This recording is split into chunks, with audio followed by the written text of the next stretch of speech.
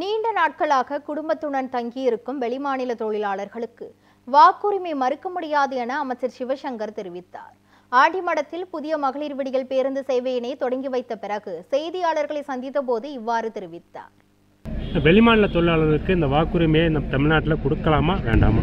நீண்ட நாளாக இருப்பவர்களுக்கு இங்கேயே தங்கியிருப்பவர்களுக்கு மறுப்பதற்கு இல்லை. ஆனால் இதற்காக கொண்டு வந்து தங்களுடைய தேர்தல் வெற்றியை இதன் மூலம் நிலைநாட்டலாம் என்று அவர்கள் நினைத்தால் நிச்சயமாக இடம் இருக்காது. ஏற்கனவே அவர்கள் ஒரே நாடு, ஒரே மொழி, ஒரே மதம், ஒரே ரேஷன் கார்டு என்று பல விதத்தில் அவர்கள் தங்களை நிலைநிறுத்திக் கொள்வதற்கு துடிக்கிறார்கள்.